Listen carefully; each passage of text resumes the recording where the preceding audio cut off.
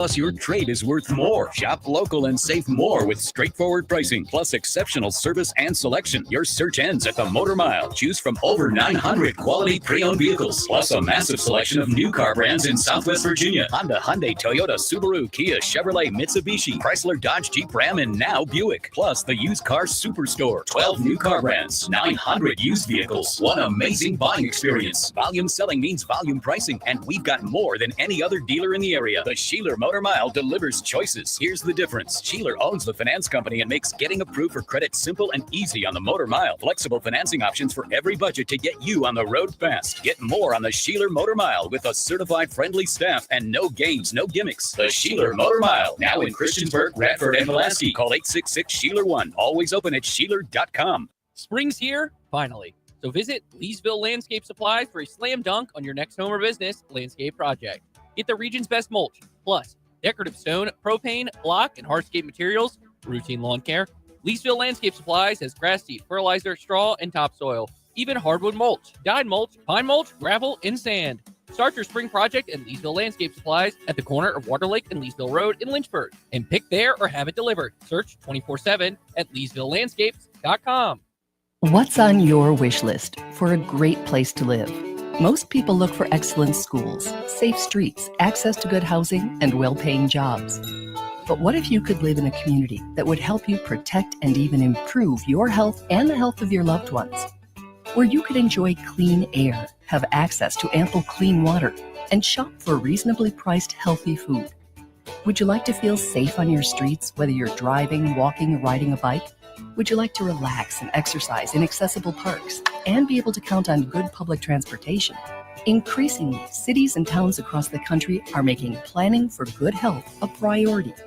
Planners are working with public and private organizations to create an environment that will improve our health today and guarantee the health of our children tomorrow. Learn more at planning.org. That's planning.org. A message from this station and the American Planning Association.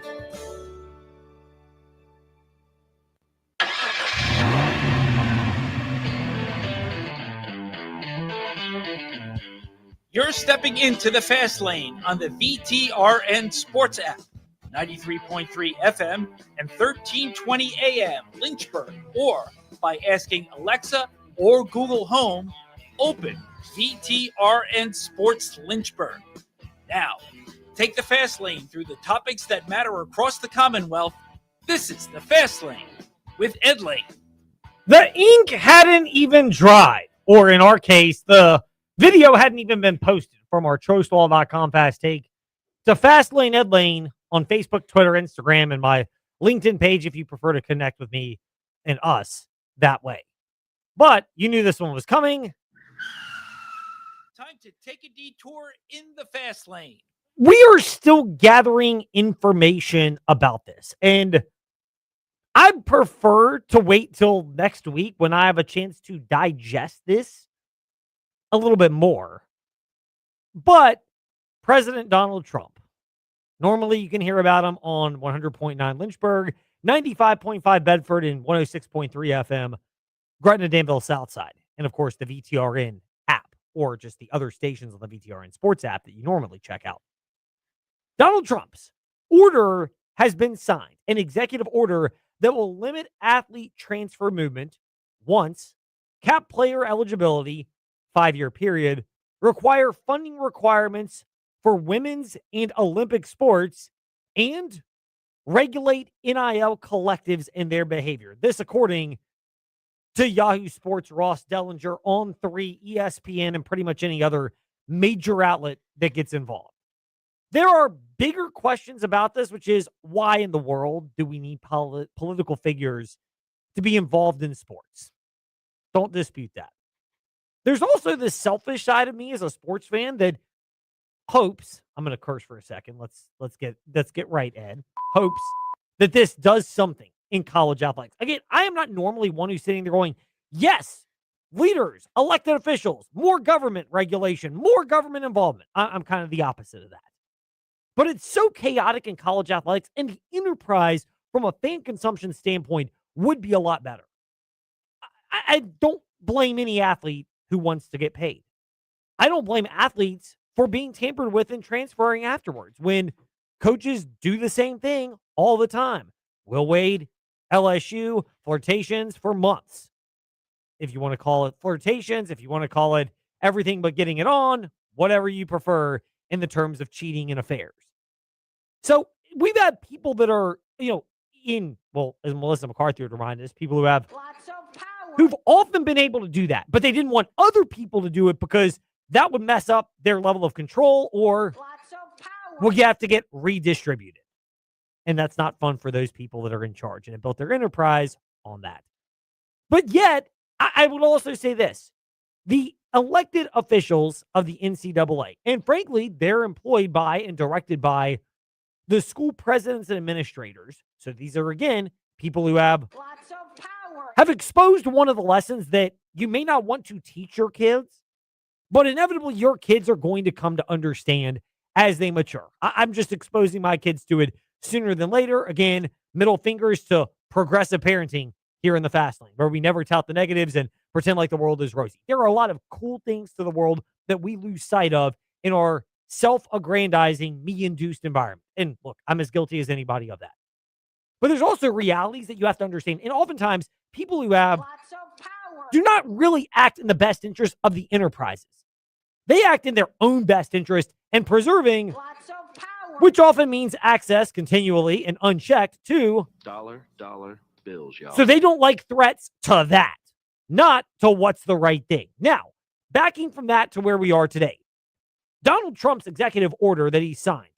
First of all, it's going to have to stand up to a more court challenges that inevitably will transpire. Granted, if Trump's in office and the people in the courts and the Supreme Court in particular lean more toward the red, just like Donald Trump, there's a chance that these challenges will be upheld, at least the higher up you go. And people can challenge and they'll ping pong back and forth on different levels of appeals courts, and away we go up the totem pole till eventually maybe this stuff starts getting heard at a higher level and the executive order just gets backed up. That's kind of the way this can often work. But as somebody who wants college sports to have a level of organization, not bitter at players for getting paid. It's necessary. It's been time for a while. Too much money's gone around to everybody but the labor itself.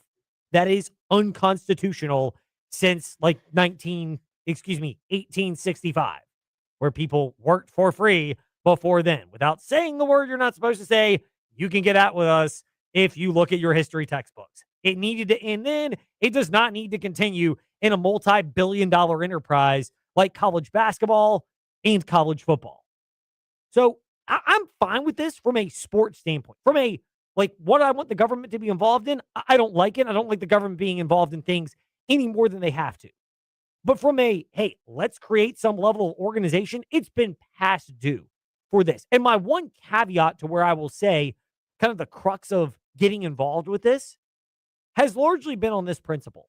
A lot of the parties involved work for state universities, state and federally funded institutions. They have donations, obviously, that are coming in to, we'll just throw state universities out here, Virginia Tech, UVA, big spenders like Georgia, Ohio State, Texas, Texas Tech, LSU. We could rattle off a whole host of power programs.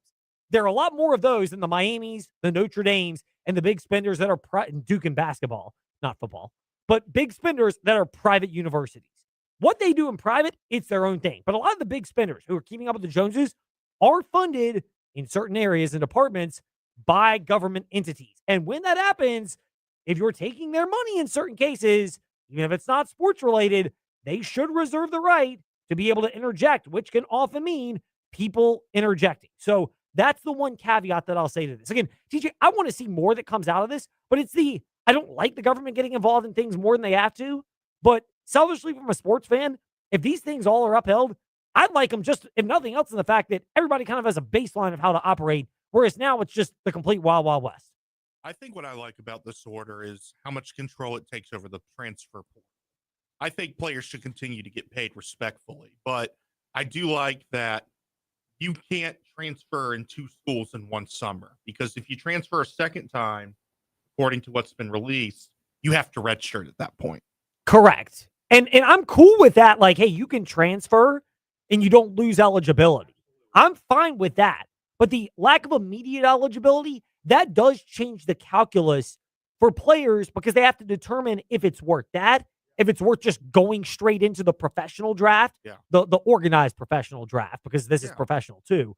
But they have to use that calculation. And again, everybody's playing by that level of rule. And yes, there may be a little bit of, well, not a little bit, but or some semblance of that that's going back to the schools. But inevitably, this is all really in a spot where, if nothing else, if it prompts everybody to say, okay, now the labor is upset with this. Previously, it was the schools. If it prompts them to, I'm going to curse in the minds of some people. Oh, no. But if it's going to prompt them to make them employees and collectively bargain, curse words to some, then I'm for it. Again, I am as anti-union in a lot of cases as it gets. You can read into whatever political leanings that I want. Because over time, often unions become obsolete in their services. But in professional sports, they all exist. Some, I like the structure more than others. I like the NFLs. You're getting paid well, although there's a lot of injury risk there. But there's opportunity for teams to move on more easily, and it's very team structure friendly. I don't like baseballs because there's no salary cap. The NBA, for a while, was annoying, but they found ways to regulate it with the second aprons and the taxes, which has spread the talent out. And political commentary about the NBA aside, has made it a better product where more teams feel like they have hope that they could contend rather than back in the day of our guy. Not one, not two, not three, not four, not five, not six, not seven. When LeBron did that, and there was like two teams that could contend. Oklahoma City, before Kevin Durant softened up and wanted to go just team up with Golden State, or Golden State themselves, or you could throw the Mavericks in for a chunk of time, and the Spurs too. Like, there were not very many teams. More in the NBA have that now, so it's good. Structure, though, brings all of this together, and that's what colleges lacked. And if worst comes to worst, labor and agents are more heavily involved than ever before. If worst comes to worst, and the agents interject, TJ, and say, hey, we're pumping the brakes on this, there are going to be holdouts, there are going to be issues that pop up. Look, which I'm sure that there could well be. Here's my flip to this. I would love the collectively bargained idea. And at that point, sure, there are holdouts in other professional sports. But in college athletics, if you fake injuries and hold out, you can get fined and not get paid. So you get hit on both ends by management. In college, it's the other way around. In the pros, you fake injuries, you're not getting paid. You're also getting fined if you try to not play and you hold in or hold out once games happen. That changes really quickly the calculus of a player. Really quickly. And in college, where some of these guys may not have earning power beyond college, it can change it real quickly. Again, I think we're heading in that direction. Yeah. If that is the end game of the Donald Trump executive order, a lot of people don't like it. I'm fine with that, even if it goes against a lot of the Trump supporters who don't want the idea of players being turned into laborers because that's pro-union.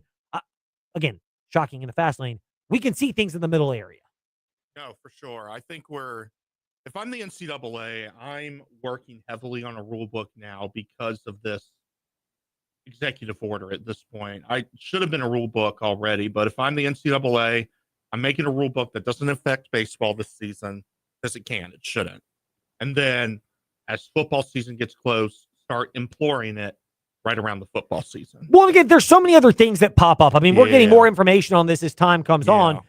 Executive orders are not actually legislation. No. They don't bind the judiciary, and it's hard to override a federal court injunction. But the higher you go, especially to appointed positions, if it's a red appointee, then they're more likely to side with the president. So that's where this could get sticky. And again, the end game may well be the colleges cave and just say, hey, we would rather collectively bargain, even if it means we're on the hook for insurance. We're on the hook for liability after careers end. Things they've tried to dodge by outsourcing their labor and not wanting to actually take it in-house. I'm fine with that because let's be real, they may have to get rid of some of the cushy jobs, the assistant associate athletic director for insert your title here. And if you go to certain schools, they have gazillions of these staffers with nebulous titles.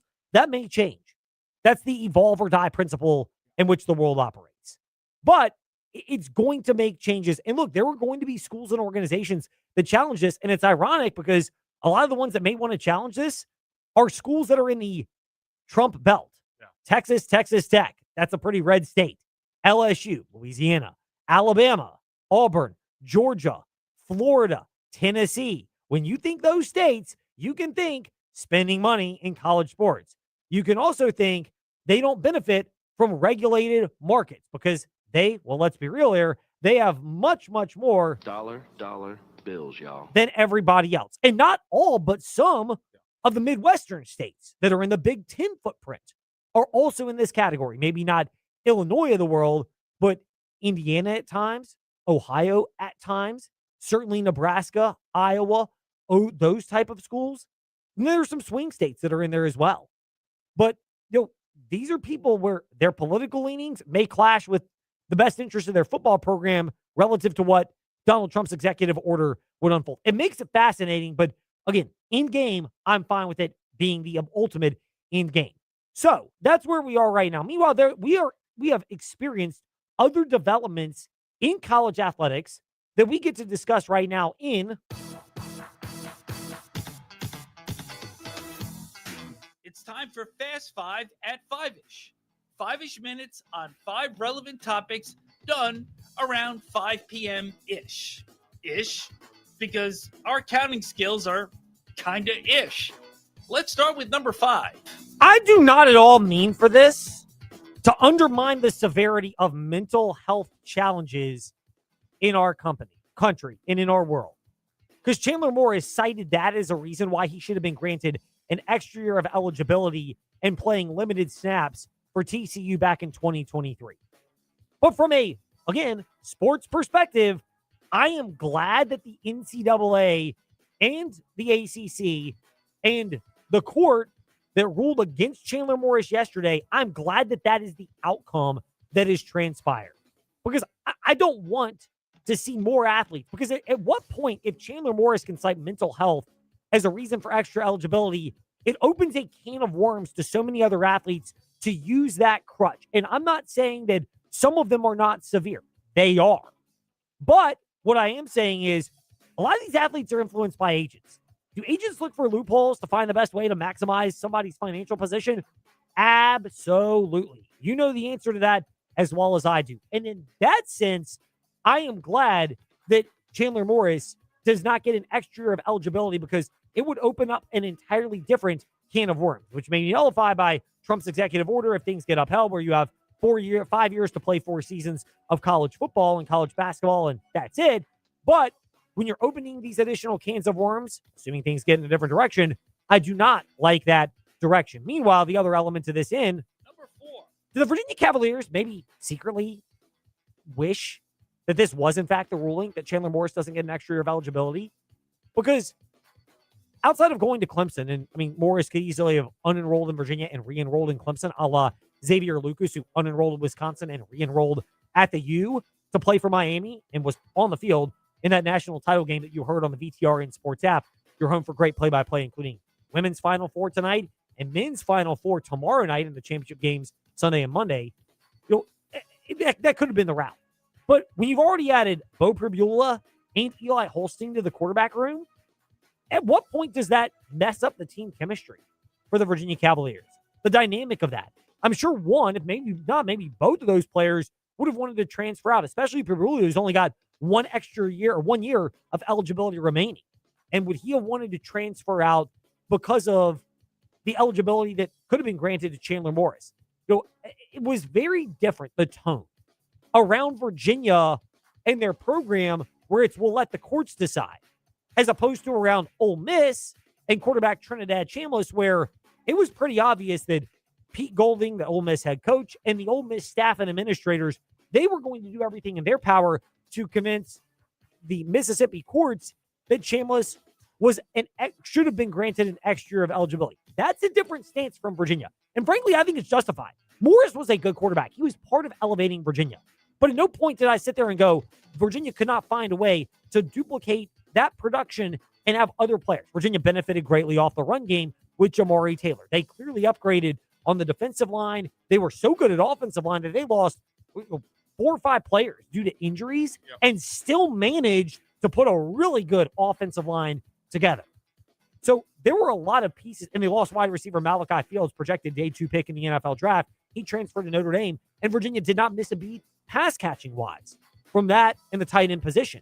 So there were a lot of pieces around Morris where, having watched Ole Miss, particularly in the playoffs, I think a lot of it was on Trinidad Chambliss. That kid was a superstar that elevated them. So there should have been, from a business sense, greater tolerance and greater efforts made to accommodate a football player who is more of a difference maker. Morris made some, but to me, Chambliss was much more of one for Ole Miss. Speaking of transfers, by the way, Number 3. a couple of them have come when it comes to the Virginia Tech Hokies. You touched on this yesterday in the fast lane, TJ, but Christian Gerdak entered the transfer portal. Yeah. Today, Jaden Shute also entered the transfer portal. Gerdak's probably the only one that really surprises me. I think we all saw the writing on the wall for Neoclis of Dallas when he wasn't even being played toward the end of the year. And then Jaden Shute, having been at the game against Florida State, where the Noles just took it to Virginia Tech, and that's when you realize, okay, this team's probably not going to the big dance. And they did not, as you heard on the VTRN Sports app, your home for March Madness. Virginia Tech, Jaden Shute was the biggest liability for them. That's to whom Luke Laus at Florida State was referring when he basically said, we found a scab, and he hated the analogy, but that was his basic term. A spot where you could just keep picking at it and picking at it and picking at it, and it exposes a weakness and a wound, and we're going to keep attacking that. That's what was said about Jaden Shute defensively by Florida State. And when that happened, I think at that point, you have to know in the back of your mind, he may return to Virginia Tech, but probably not for what the guy thinks he's worth, because there is a clear liability that one ACC team exposed, and they had seen it on film, which means other teams had exposed it, and the book had kind of been out on that one over the course of the season. Christian Gerdak's the one, a 4-star recruit. He's a big man. They're hard to come by. That's the one where alone it's not an issue. Maybe he just wants more money than Tech's willing to face. But if you add in an Amani Hansberry and a Ben Hammond, who I think should be the more prioritized returnees to Virginia Tech, if Hansberry and Hammond also go in, at that point you go, okay, is the clock ticking on this experiment with Mike Young at Virginia Tech? Or they're just going to be dealing with a lower caliber ACC roster because of the funds and resources that have been calculated and allocated.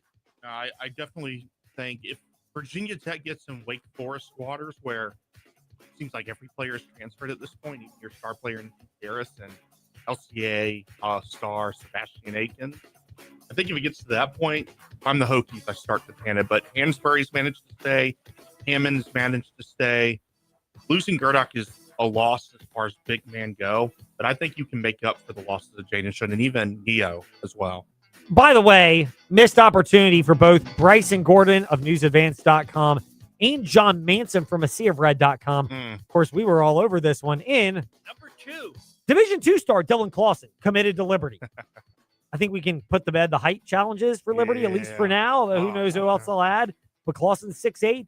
And then it's not Liberty adds commitment, as AseaofRed.com points it out, and their work is fantastic there. It's Liberty registers commitment from JUCO forward Sean Register Jr.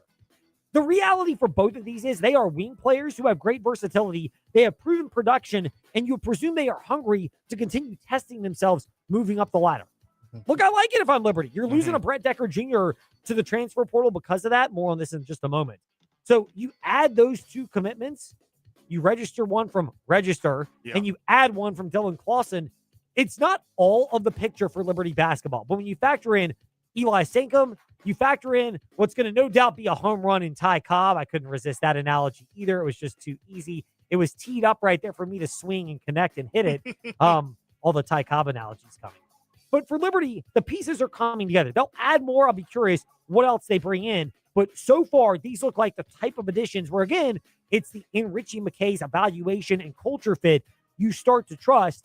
And for Liberty, you bounce back to that. Also, their openings, I'm sure Zach Cleveland's brother Noah is probably the one where you're going to sit there and, like, if he's the one who commits to Liberty, nobody would be shocked if that one happens. Like, that's the one you're almost expecting. That would be like, it's again, like Decker leaving. You're shocked if it doesn't happen with that. But here's one more nugget. Dylan Clausen committed to Liberty. He's represented by the same agency that represents Brett Decker Jr. Yeah. And someone came at us, and I don't begrudge the question. We appreciate all of them at TJ_Wilkerson8 and Fastlane Headlane on Facebook, Twitter, Instagram. But somebody brought us this question about, do you think Richie McKay is that shallow by talking with, XL Sports Management? My throat is parched. I'm not eating food today because I'm fasting. More on that in a moment. Good Friday fasting. First time I've ever done this, by the way. So, And my throat parch is getting in the way. Just please forgive me. So it's not that Richie McKay is that shallow. Here's how this probably went. XL came to Liberty and said, here's what we're starting to get as the market for Brett Decker Jr. I'm pretty sure Liberty said, yeah, we're probably not going to be able to match that. And then they said, well, no problem. We have other candidates. Would you like to start doing homework on those particular candidates? And it may not be Richie McKay. It's, could well be, the front office for Liberty. They have people as well. This is part of the job. Everybody's doing it. Everybody's looking at potential candidates and playing the hypothetical game. It's kind of the legal tampering of the NFL where if he's available, what would the market be and how would it look like? Everybody's doing it. I wouldn't be shocked if that's, in fact, what transpired. Meanwhile, we can rule out one name for North Carolina in number one. Tommy Lloyd. It was announced today he has agreed to a new extension. 5 years, $7.2 to $7.5 million per year to remain at Arizona. So I feel good about this one. But people have talked about Dusty May. If he is a non-pressure guy, Michigan basketball, where you have all the resources, but Michigan football sucks up the oxygen, that's hard to lead. I still maintain, again, the story of the week, another big story of the week was Jaden Ivey, the release from the Bulls and everything around Pride Day and Billy Donovan. Billy Donovan, to me, still seems like the logical fit for North Carolina. And the Tommy Lloyd news only exacerbates that. He announced it right before the Final Four, probably right when the terms of the contract came in. 7.2 to 7.5 is not a lot in college football. It is for a college basketball coach. Not saying it's guaranteed, but Billy Donovan seems like the candidate that would jump off the map to me most for North Carolina as being a logical fit. But it doesn't hurt to drag it out with Dusty May. It doesn't hurt to drag it out with others because that gets you closer to the end of the NBA's regular season, at which point the ability to pry Donovan away would become more logical. No, I think the UNC job just got very interesting after the Floyd extension. No doubt it definitely did. Meanwhile, our discussions in the fast lane will get more interesting when we return because Bob Alvis of the Sports Buffet podcast slated to join us. We'll discuss Resurrection Week. He is a believer, as am I. So we're open to touching on that. We will touch on some spring sports overview, and we'll see how much energy I can maintain fasting through the entire Good Friday fasting.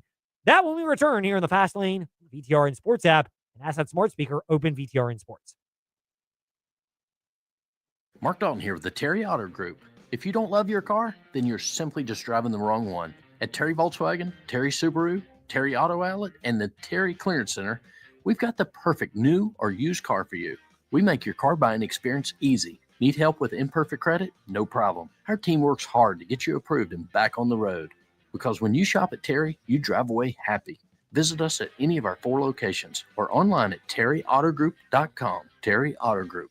You'll love our cars. Do you love the 80s? Whether you were Team Madonna or Prince, this night is for you. Hi, I'm Kelly Diaz with Casa of Central Virginia, inviting you to Retro Rewind, our totally rad 80s party for a great cause. Join us April 11th from 6 to 10 at the Boonesboro Ruritan Club for an awesome 80s DJ, arcade games, dance floor, and more. Best of all, every ticket helps CASA volunteers advocate for children who have experienced abuse or neglect in our community. Grab your friends, moonwalk over to cvcasa.org, and get your tickets before they're gone. Whether you're facing a tough season or looking for support to overcome life's obstacles, Central Virginia Counseling is here for you. Central Virginia Counseling is accepting new clients at both Lynchburg locations on Wigington Road and Timberlake Road. And telehealth is available anywhere in Virginia. Serving children, teens, and adults, our counselors are equipped with diverse skill sets to help you on your journey. For more information, visit us at centralvirginiacounseling.com. Are you sick of running your dryer longer just to dry your clothes? It might not be a dying appliance. It might be a clogged up dryer vent. Call Black Goose Chimney Service to find out. Their certified ventilation specialists don't just diagnose chimneys. They also clean dryer vents through the entire ventilation system. Get peace of mind as you're protected from lint clogging your dryer vents, one of the most common causes of house fires. Call Black Goose Chimney Service today and visit blackgoose.net to schedule your dryer vent cleaning.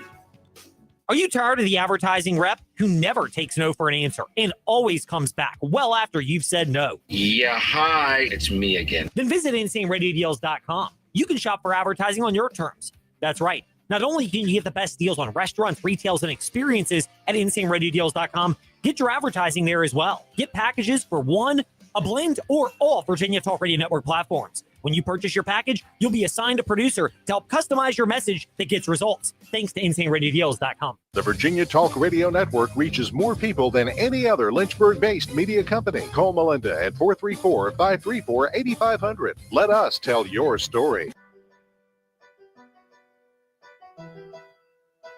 Step into the Fast Lane 24/7 at Trey Lyle VT and Fast Lane Ed Lane on Facebook, Twitter, Instagram, YouTube, and wherever you listen to podcasts.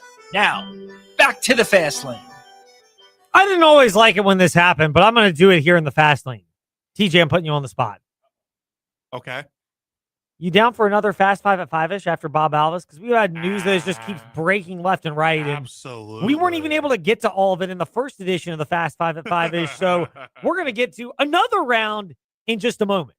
Like, I'm not joking when I say this. There's one that was from earlier today. There are 3 other nuggets that have all broken in the last hour, but the Donald Trump news and everything else have all kind of popped up. So we have been negligent in that. But we have also been negligent, thanks to March Madness, in connecting with somebody who hopefully is willing to grant us forgiveness. I'm a believer in Christ. I'm unashamed of it. Look, it's a free country. Everybody can believe what you want or not believe what you want. But I can tell you personally, it's been something that has helped me tremendously. I have plenty of anxiety and competitive challenges and juices, but it has helped me work through those along with help. By the way, I'm speaking with Central Virginia Counseling about taking even further steps for being my best self. So we'll keep you updated as that transpires.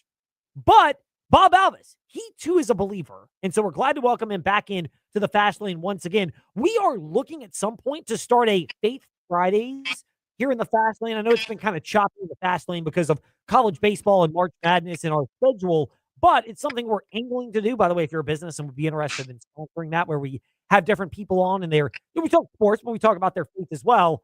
FastLaneEdLane@gmail.com or FastLaneEdLane on Facebook, Twitter, Instagram to get connected with us. We'd love to discuss this concept with you.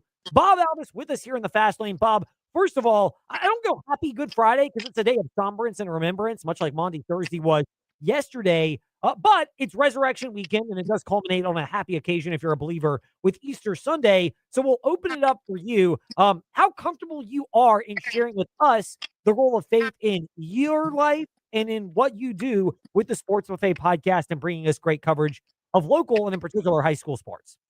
What do you want to know? That should tell you all you need to hear. You're comfortable in. I like it, first of all. So your background. I did get concerned when I saw the Twitter or the X lead up when it said there was a math equation there. And I'm like, you promised me no math. I said I'd do anything but math. Yeah, I am not very good with, complex math, Bob. To get my, usher on for a moment, I must confess, I can read spreadsheets, sales reports, calculate spots and messages for our clients, and even, balances for banks and business statements and charts for projections and sales. Anything beyond that, my mind begins to just go different ways. And look, I can pray all I want. I am not praying that problem away. I just have to pray for people to assist with that problem. You better pray that the Lane children are good by the time they get in 5th and 6th grade with math, because that math can be killer to an adult. Oh my goodness, it definitely can. I had to, it was a labor to get through class with that. And I had some generous teachers in high school and college. If it wasn't for their generosity, I may or may not have made it that far, but they tutored and may have taken some sympathy on me. Bob, we're outspoken though with our Christian faith here. It's Resurrection Weekend here. And again, our listeners and anybody who listens to the Fast Lane, we try to be as open as possible. People are free to believe.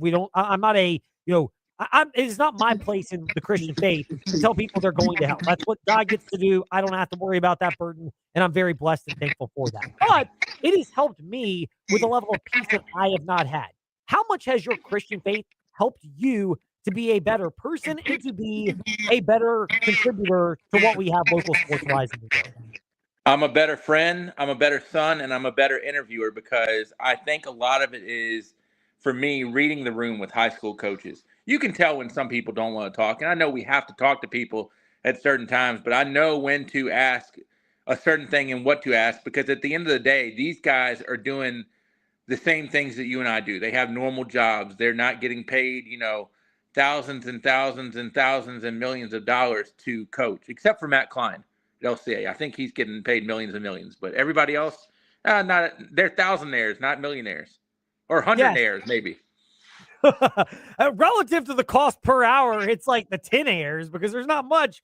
And you factor in the amount of money they work. But so I'll ask you this as well. And again, I have no problem with another confession. The granting grace to people is something I have really had to work on personally, and not being judgmental and granting grace for people when things don't go my way. I'm impatient, type A, all the pitfalls that come with the successes of that. How much has your faith helped you grant grace to the people you're interviewing? When you mentioned reading the room, understanding that sometimes there are times where we have to ask the difficult questions, but when you may not get quite the depth or the answer you want, you have grace because you understand what they're going through. Yeah, I think I kind of struggle with that sometimes because we're all humans and we want to hear what we want to hear.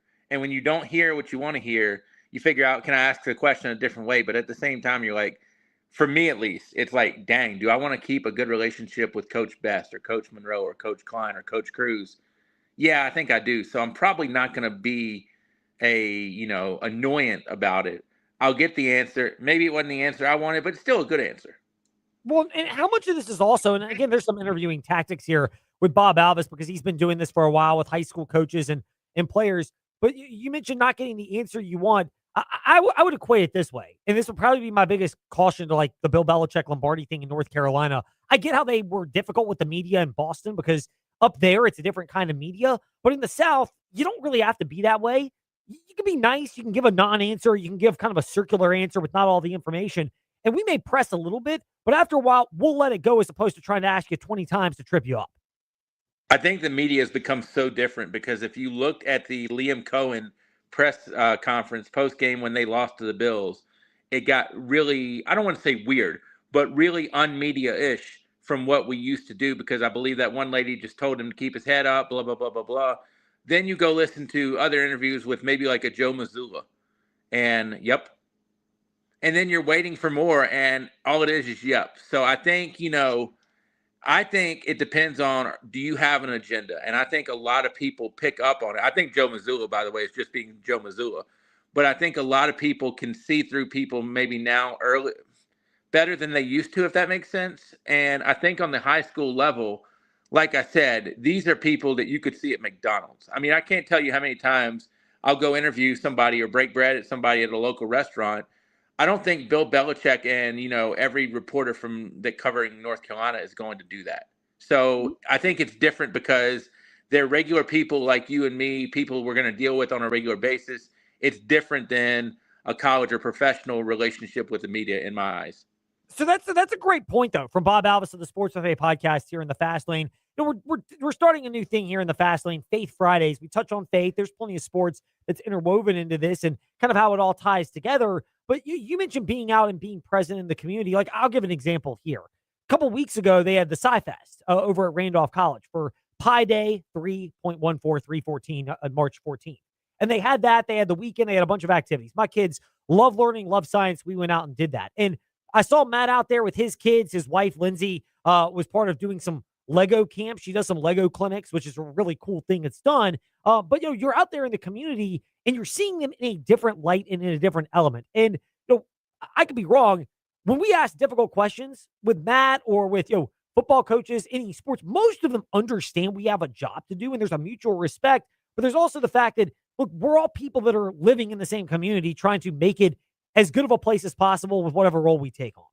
And I've kind of tried to do a little bit what you're doing too, not necessarily the Faith Friday, but I'll break it down to where I'll interview coaches and I want them to tell stories or whatever. And I'll I've done one with Coach Sink, I've done one with Coach Klein, I've done a few, but it kind of makes it into where you're humanizing yourself and you're humanizing them. And the biggest thing for me is, to get way off tangent now, my girls will sometimes tell me, Dad, you're religious. And I'll be like, I'm not religious, I'm relational.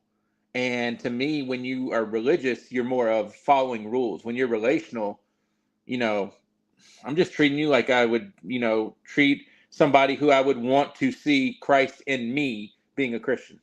Yeah, I mean, that's such a great point. There is And again, this is one of my biggest beliefs in life. God's going to make the final judgment on people. I don't have the burden of having to do that. And it's one of the blessings, I believe, of my Christian faith is I don't judge people of, oh, you're going to heaven or you're going to hell. I don't have to worry about that. And I'm very thankful that I don't have to have that heavy burden if you really think about it. But from that perspective as well, you mentioned the relational side of things and connecting with people. How much of that has also, and again, your Christian faith, Bob, has been this idea, and I think it's a valid one, of how you carry yourself around these people is a reflection of your faith, and it probably is heightened more when you're around them in tension moments, whether that's leading up to a big game or right after an emotional win or a draining loss.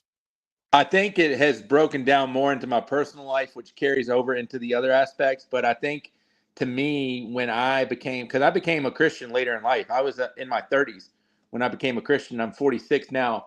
I think at the end of the day, you have a life change and it reverts to everything. I was a selfish person. I'd always be good to Ed Lane or TJ Wilkerson, but I was a selfish person. But once I surrendered, I became less selfish. And it probably makes me more compassionate when I do interviews, because I'll be honest with you, if we are going to interview the winning coach or the losing coach, I'd rather take the losing coach because I feel like I can show more compassion. Everybody wants the winning coach because I feel like that's easy. And I'm talking championship, season-ending loss, buzzer beater, something like that. But I'm always more for the losing coach because I think it's easier to be compassionate than it is to be celebratory for me. See, I think that's so great, though, to bring that up, because you learn more about these coaches and the way they carry themselves and what they value. And I mean, again, you see them sometimes in some of their most painful moments, but the graciousness that they grant to us is another reflection that, sometimes you get some stuff that you don't deserve in life. I think ultimately, as a Christian, the biggest obvious one is this Easter weekend and everything that signifies around that. But just there are other things in life where sometimes you're granted some grace and you're granted things that you may not deserve, but clearly you're glad to have them as gifts. 100%. And I'm probably the worst person to talk about with Easter, because to me, Easter is a opportunity to where I'm thankful for what Christ did for me. But it's almost like, I'm not having turkey on Sunday or anything, but it's almost like I combine Easter to Thanksgiving for me personally. But I do understand, obviously, there's a big significance in Easter. But for me, it relates to, I'm going to be thankful to Ed Lane because we're both, brothers in Christ, so to speak. But I'm going to be thankful that God made me a brother, as opposed to, hey, there's an egg, go pick it up. For sure. I think that's such a crucial point. And again, there's a remembering thing about the entire weekend. I've deepened in my faith. This is the first year I've done fasting on Good Friday. It's been a challenge. I haven't eaten it all today, except for at the Good Friday service. I did take the wafer and dip it in the cup for communion. But I think I get a little exception for that one on the fasting today. But the rest of it is no food. I can have drink. I can have, coconut water, hydration, all that. And I have my regular daily supplements, but no food. And it's Maundy, Thursday, yesterday. And as I've aged, I've started to do that. And you're a dad of two girls. I'm a dad of two 7-year-old boys. But as I've gotten older, maybe some of this is just you become a parent and you start thinking about things beyond just your selfish interests. But I've tried to think in terms of, I can't just tell my kids to behave a certain way. If I'm going to do that, there needs to be an effort to model it, even though we all sin and fall short of the glory of God. John Patterson, who used to be the head basketball coach at LCA, told me words I will never forget. The way you treat your daughters are going to be the way they're going to be looked to be treated down the road. And for me, some of your listeners are old enough to probably remember Scared Straight, when the people went into the prison and, I remember that. Yeah. Well, I'm trying to make you still young, but Scared Straight is pretty much, hey, don't go this road. And you talk about the Scared Straight moment for me, to where it took my head and put it back where it should be. That was it. And I think that God brings those people into our lives. I don't think there's one Billy Graham out there.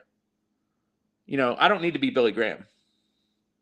No, you need to be Bob Alvis, because you have your own gifts and they connect with people in a, so I mean this when I say this, you have your own gifts. They connect with people in a certain way. Like for years, like for me, the goal, and look, and you're in sports media, you aspire to be certain people. Mm-hmm. It wasn't until I deepened my Christian faith where it's, look, if I get to different levels or those opportunities open up and God opens those doors, I'll be glad to walk through. If I pray and God directs me in that way. But and no longer am I living for that. It's more I'm living to be the best version of myself for him in this moment. And that's what he needs somewhere else, even though in my little finite brain, I'm not completely close to being able to comprehend who all gets impacted by it, nor do I really need to, because that's just for my own ego, and that's not the point of it. And at the end of the day, I'll be honest with you, and this may be stubbornness on my end. I don't care what other people think of me or my faith, because if I share, that's all I can do. I mean, I'm not here. The last thing I want to do is beat you over the head with a baseball bat, because that's assault, and Lynchburg Police Department and I will probably have some discussions. But it's not my job to make anybody else Bob 2.0. In fact, for the world, I think it would be better if we don't have any Bob 2.0s or 1.2s or whatever. So, it's just my job to share. But at the end of the day, if somebody doesn't like what I say, I often say, I know he said I'm not a role model, but my hero of heroes in the sports world is Charles Barkley. Maybe because he doesn't have a filter. But, at the end of the day, I don't think he is concerned about my opinion, your opinion, or the guy down the street's opinion of what he said. And, I think once you surrender that of, hey, I'm not worried about what somebody else thinks, you feel better. Bob Alvis of the Sports Buffet podcast is with us here in the Fast Lane. We have him regularly, and we talk high school sports quite often, and we will get more into the X's and O's on spring sports as they continue to unfold. A lot of the teams that are normally at the top in lacrosse, tennis, soccer, girls and boys, softball, baseball, and others, track and field. There are familiar teams there, but that doesn't mean there aren't different storylines, and we will have a long runway now through the beginning of June, really, to start getting into all that with Bob Alvis of the Sports Buffet podcast. But I wanted to shed light and wrap it up on this. You've done it with Jeff Woody. You did it with Jeremy Sink. You've had these that have popped up, and I love it where you do story time. Brad Bradley of Heritage was on that list as well. What was the inspiration of that and giving people a chance to tell their own story and, frankly, go in deeper into people that we resonate with from high school sports? I think you are going to get this more than a lot of people would. And I think you always, if you're doing like what we do, you always have to find something that you do that's different. Yes, very much. That was my thing, because the internet is wonderful in terms of there's no limit. Like at the end of at 6 o'clock, your show, well, 6:05, whatever, your show has a time to where it's going to go off. Last time I checked, the internet still works. It doesn't go off. It doesn't expire. And, I felt people like to talk about themselves. People like to share stories. And, B, for me, it's about, how many names can you mention type of thing too, because I don't know what Jeremy Sink knows. I don't know what Matt Klein knows.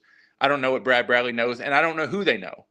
And, it's funny because I think I've done about 10 of these, and each person I've learned something different. It may not be a fact that's going to help Bob Alvis in life, but I have learned something different on each person that I'm like, wow, I didn't know that. I did know Matt Klein was a Michigan fan, so he'll be watching with bated breath tomorrow. But, just to pick up something like, he came from a family of coaches. He has 3 uncles that all coached. So, stuff like that. Why did you get into coaching? Where did you go? Who was your first job? Stuff like that. That's just, I find that interesting because I'm old too. And I know a lot of these people that other people are talking about. Yes. Well, you have great stories and wisdom, and it can go back to different times and bring that knowledge and information to us so that people, I'm a little younger than you are, but I'm older than TJ Wilkerson. But when you start to bridge that, that's how the stories are passed down, and you start to gain appreciation for the traditions that we have in our area, particularly around high school sports. And one more thing, what if it could help somebody else? What if I interview somebody and maybe Ed Lane mentions that nugget on a broadcast? I don't want credit for it, but I'm glad I got to help Ed Lane. Or I'm glad I got to help ABC, whoever the fact is. If I could interview somebody, I get to help so-and-so, that's all it means to me. And maybe that goes back into the faith, because the last thing I want to do is please do not have a cloud that says Bob Alvis is great. If you think I'm wonderful, that's fine. But I'm not doing anything to be like, hey, let's have the people that you're carrying out the king on the now I can't remember. You've got me all confused with words. But yeah. Don't carry me out on a throne. I'll just, do what I do type of thing. But it's not about me. And I think when you get to the point in life where it's not about you, that is what a lot of people need to do and a lot of people don't do. Yes, that is a very well said thing from Bob Alvis and a great way to wrap up our chat with him today here in the Fast Lane. Bob, we appreciate your time. We wish you great joy this resurrection weekend for the gifts that you don't deserve, like I don't and nobody else does, but that we're glad to take. Thank you for your time. Thank you for going in a different direction as well today on what's kind of the debut for us of Faith Friday. Anytime, anything you ever need me to do, Ed, I am all willing to do it. We are grateful for it. Bob Alvis of the Sports Buffet podcast with us today in the Fast Lane. When we return, Fast 5 at 5, Part 2. Developing stories. We'll get to those next here in the Fast Lane. We are making it happen at the Used Car Superstore on the Sheeler Motor Mile, your premier used car dealer serving Southwest Virginia and surrounding areas for over 50 years with the best selection, value, finance options, and exceptional service. Plus 900 pre-owned vehicles all in one location. Volume selling means volume pricing, and we've got the volume. The Used Car Superstore is your one stop for most makes and models. Cars, trucks, vans, SUVs. Many have miles in the teens, remaining factory warranties, and some are even local one-owner vehicles. Plus, Sheeler owns the finance company. Getting approved for credit is easy on the Motor Mile with finance options for every budget. 900 used vehicles in stock now. More than any other dealer in the area. Hurry in for straightforward pricing and more inventory arriving daily. Why wait? Make it happen at the Used Car Superstore on the Sheeler Motor Mile, your premier family-owned car dealer serving Southwest Virginia and surrounding areas for 50 years. I-81 exit 118C in Christiansburg. Call 866-SHEELER1. Always open at Sheeler.com. Spring's here, finally. So visit Leesville Landscape Supplies for a slam dunk on your next home or business landscape project. Get the region's best mulch, plus decorative stone, propane, block, and hardscape materials, routine lawn care. Leesville Landscape Supplies has grass seed, fertilizer, straw, and topsoil, even hardwood mulch, dyed mulch, pine mulch, gravel, and sand. Start your spring project at Leesville Landscape Supplies at the corner of Water Lake and Leesville Road in Lynchburg. And pick there or have it delivered. Search 24/7 at LeesvilleLandscapes.com. Lunchtime just got an upgrade. Stop by Macadoo for our $8.95 weekday special and grab a legendary sandwich at an unbeatable price. Choose from your favorite classics, the Coney Island, Betty Bob, Ragtime, or Stogie. Classic sandwiches packed with savory meats and flavors in between fresh bread. Make it a meal by pairing your sandwich with a sidekick, a warm cup of soup, or crispy chips. Great food, cozy vibes, and the best deal in town. Time to share, breaking that ball. Just to be there, the only one. Just to be there at Macadoo's. We'll see you at the Do's. Plenty of large insurance companies know something. If you're injured in an auto accident, it can feel overwhelming. They've defended themselves in thousands of personal injury cases while you've never been there. Thankfully, I have. Hi, I'm Dustin Rosser with Trost Law. I began my legal career defending insurance companies before joining Trost Law. I know how insurance companies think and how to navigate the complex legal system. So if you're injured and need someone to fight for you, just call me at 777-HURT and visit trostlaw.com. Are you tired of static? Wish you could take your favorite Virginia radio stations with you wherever you go? Then you need to discover the power of streaming. That's right. You can now easily listen to the Virginia Talk Radio Network for insightful discussions and local news.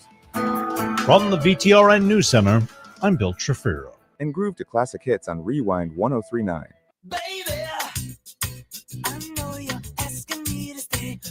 All from your smartphone, tablet, or computer. No more fiddling with the dial. Just download your favorite radio app.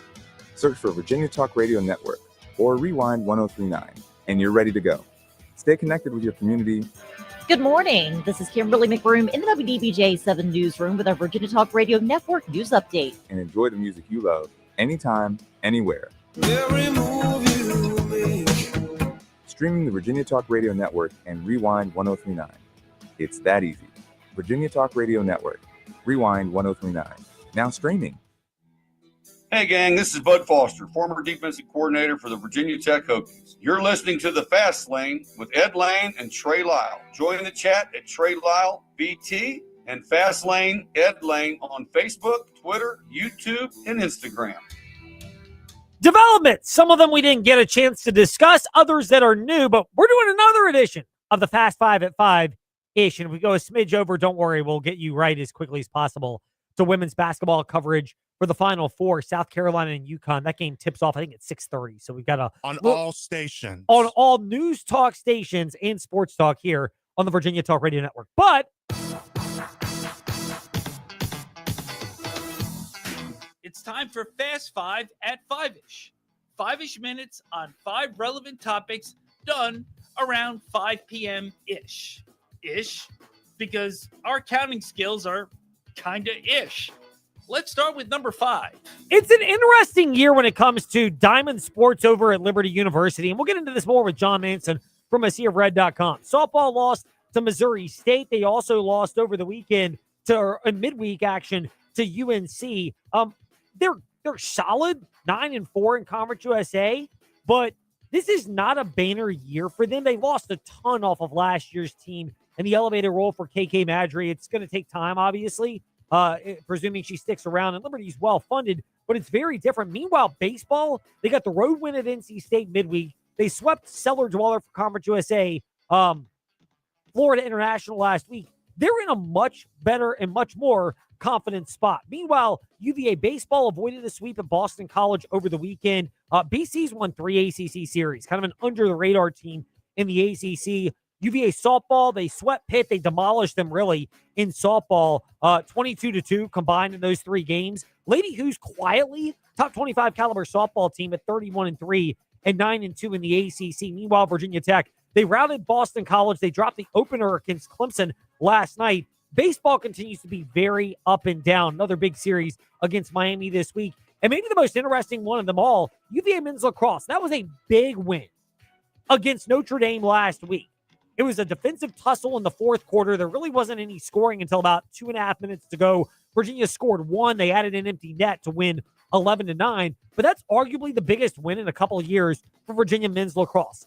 I would still like to see a little more out of them to be convinced that they can make it in the ACC tournament and make a run. It's an uphill battle at Duke this coming weekend. That will go a long way toward convincing me. But if you can add one there, or against Syracuse, who's been a real surgent and strong team this year, or maybe North Carolina, then all of a sudden you start to go, okay, maybe this is a team that might make noise in the men's lacrosse tournament and contend for a spot in the Final Four, which is going to be held at Scott Stadium this year. Meanwhile, number 4, Oliver Rue is this 7'9" player who entered the transfer portal from Florida. He is a little U center, but super tall. Would it not be ironic if he wound up at Liberty, just with all the questions about Liberty's height? I don't think it would happen. They had the Caillou experiment, and that ended kind of with no real, the height was there, the athleticism was there, but the basketball skills never coalesced. That may be more likely the route for Oliver Rue. I would say this, Liberty, they are identifying players early in the transfer portal cycle. They need to add more, but they give you confidence that they may not be able to immediately replace what they lost, but you go, okay, there's something with which to work and could give them something to look forward to. Breaking news from the last hour in. Number 3. When they open the season at midnight to kick off the college basketball, or to tip off the college basketball season in the Field of 68 event, High Point and Liberty will open the event midnight, Monday, November 2nd. This is a quirky idea, but I like these type of ideas for schools of Liberty's stature. We've seen it before with midweek on the mountain for football. This idea is the latest example.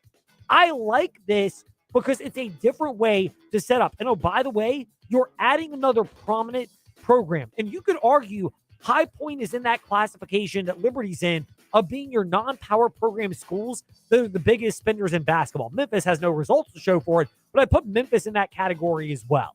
But Liberty's a high spender. So too are the High Point Panthers. These are the type of schools that should be competing against each other. Meanwhile, speaking of similar type of schools in the Commonwealth of Virginia, number 2, Terrence Hill Jr., who had the big game against North Carolina to score the upset, 34 points in the win against what was Hubert Davis's final game coaching North Carolina, has entered the transfer portal, but is open to returning. I think this is probably a courtesy to VCU. I would imagine that at 6'3" as a sophomore guard, a la Brent Decker Jr., although I think Decker is better, there is more likely to be a path for him to go somewhere else. And all this news has been leaked by Connor Odom, no relation to Ryan, of ADS Sports, although you might raise an eyebrow if somehow Terrence Hill Jr. were to wind up at Virginia. But I think it's a courtesy to VCU. I would still be surprised if he manages to stick around. Meanwhile, speaking of UVA, number 1, Red Autry named an assistant coach for the Virginia Cavaliers. Last year, Ratcliffe about this coming up next week in the Fast Lane.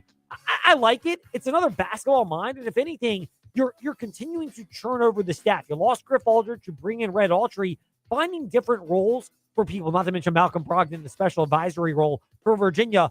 You have to be willing to turn over your staff a little bit to get fresh voices and outside perspectives in at different times. Meanwhile, fresh voices, you'll get that in March Madness as we turn to that right now to wrap up the Fast Lane and wrap up the Virginia Talk Radio Network's coverage of the Fast Lane today. We're back Monday afternoon at 5. Meantime, we kick it on to men's and women's Final Four action, starting with the women right now on the VTRN Sports app. So, expect more from your money.